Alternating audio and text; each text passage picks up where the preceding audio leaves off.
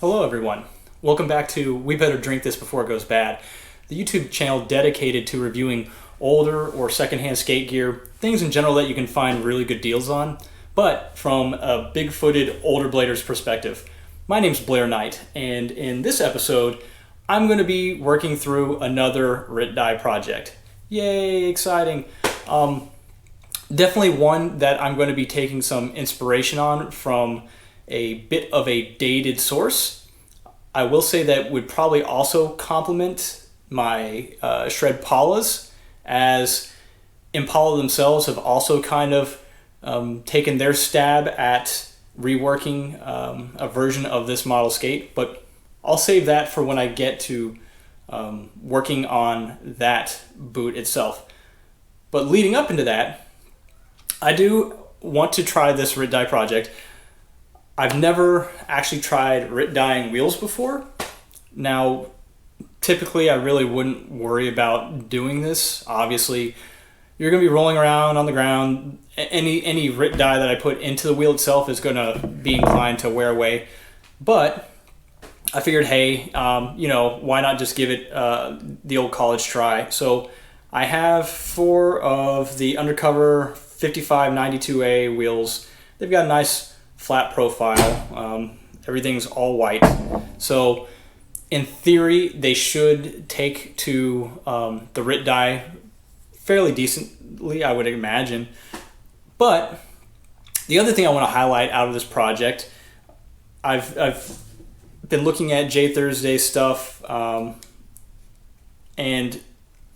I think what I'm also going to incorporate into this project as we go through it is, in the final build, I will be including some old ground control frames.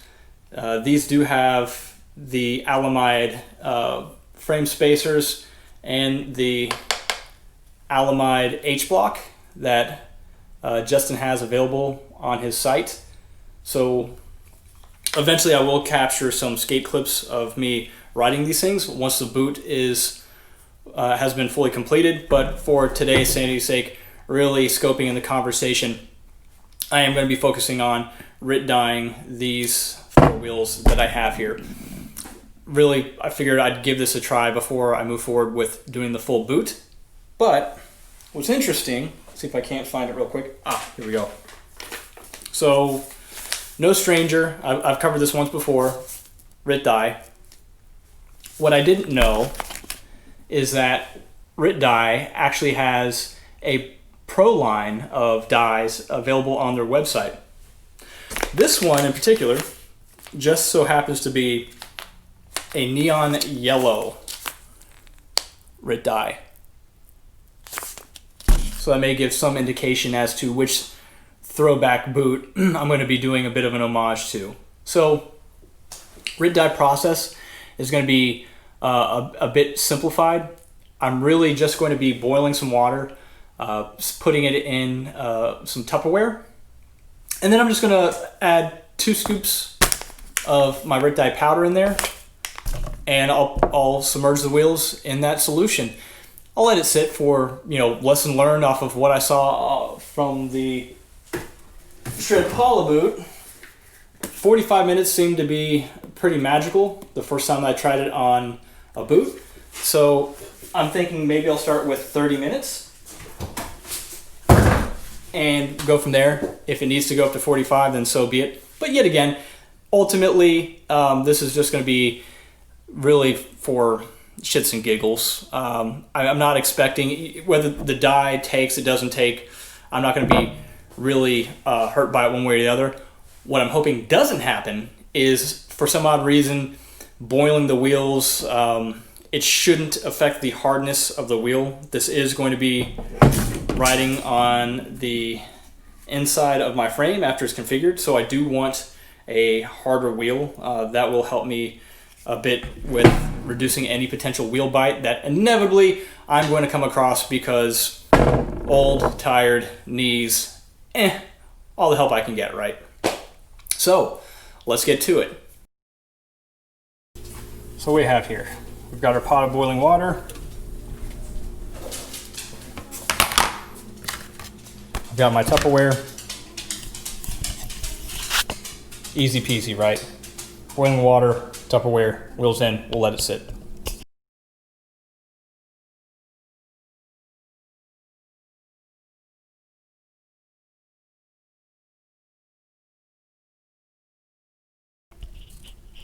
Okay, so I've got my boiling water in my Tupperware, and the suggestion was to use 2 scoops per pound. I'm just going to say 4 wheels probably close enough to a pound. Here goes 1 scoop.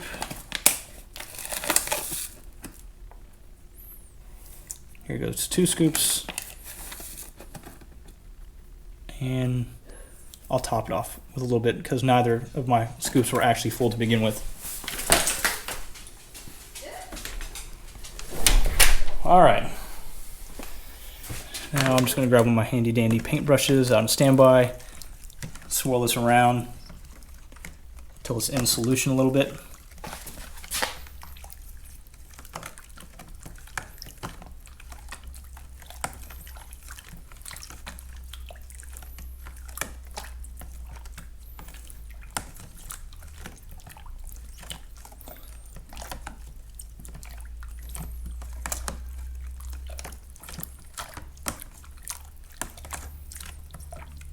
Okay, sounds like all of the solution itself is kind of where the crystals have dissolved into solution.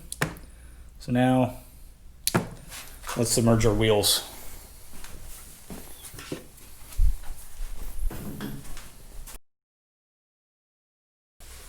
So we've reached the 30-minute marker. I figured it'd be worth the time to go spot check in and see what type of progress we've made. Let's go take a look. So, not wanting to dye my fingertips. Oh wow. That looks pretty neon yellow to me. You know what? I'm probably going to let these soak for another 15 minutes just because I think this color saturation is pretty good. But just out of curiosity's sake, I'll see what another 15 minutes does. See if it gets any more intense, but just for comparative purposes, let's take the neon yellow and scale it against the white Oak City water bottle. That looks pretty cool.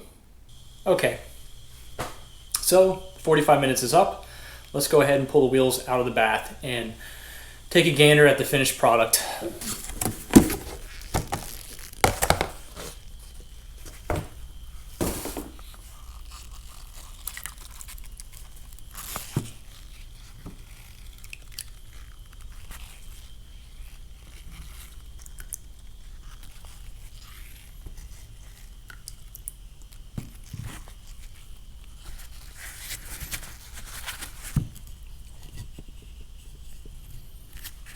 Now I'm just going to pad these dry. I absolutely don't want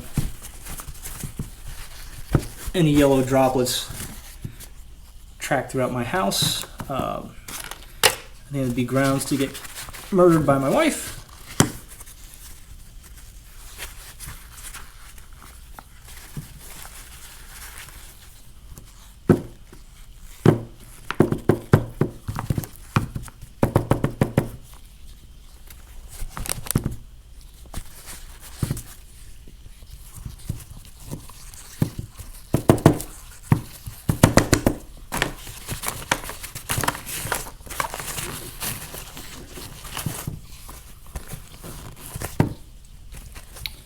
You know what, I think I'm just going to take these inside and give them a quick rinse off.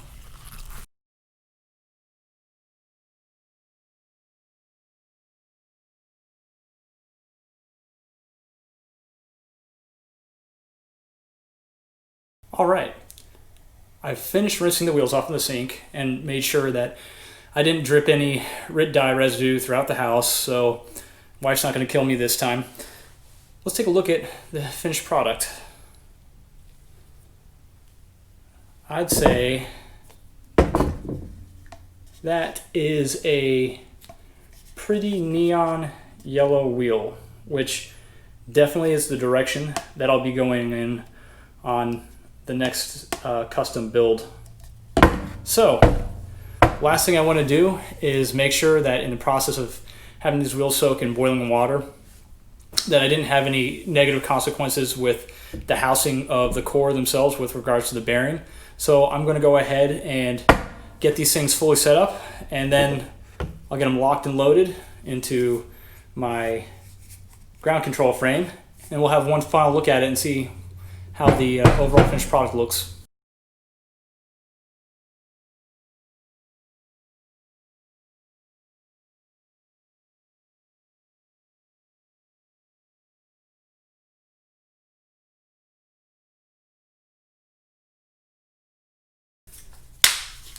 Okay, so here we have it.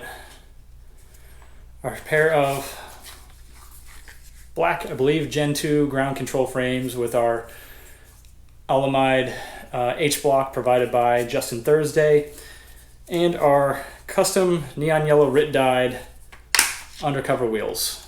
And on the outside I also have, I'm trying to think what the profile on this wheel is. I think it's written on the other side. 58s, so 58s outer, 55 inner, rockered, so we get a nice flat setup. One other thing I want to point out, as this channel goes on, I'm learning more things, trying to improve the overall quality for the viewer, and it's just small details like this go around. The footage will be a little bit brighter thanks to my wife. I have some additional lighting in here to illuminate my wonderful portion of the garage that I'm filming in. As part of my first Father's Day gift, she also included a microphone for me, so that should help better pick up me talking. I guess kind of a critical point to filming this is for anybody watching it looking for tutorial tips and things of that nature, that you can clearly hear me. So big shout out to my wife for helping me make those small improvements to the channel. I also want to give a shout out again to Phil Gripper for the intro music that you hear, small caption at the very bottom. But you guys definitely, if you enjoy that intro tunes and also what plays at the outro, definitely go check out Phil Gripper on Facebook. He has some really good music. Go check it out. He does a lot of good stuff. Awesome blader, great musician. That's all I can say on that. So all in all, for today's session, I think that's a wrap, and I'm pretty happy with that. Now, knowing that this is just for an aesthetic play, shits and giggles, obviously as I start rolling around and the wheels wear down, I'm not expecting this Rit dye to stick around on the wheels. It's just for an initial kind of look-see, and really out of curiosity's sake. I've never Rit dyed a wheel before, and I wasn't quite sure how it would work out. Works out pretty good. Wheels look great. I didn't experience any warping of the cores. Everything fit right back into the frames. They roll great. I'm not seeing any negative contact. So another set of ground control frames that are ready to roll. Now we just wait for the boots to arrive, and I'll wrap up the setup on those. So more to come, but in the meantime, thanks for checking in.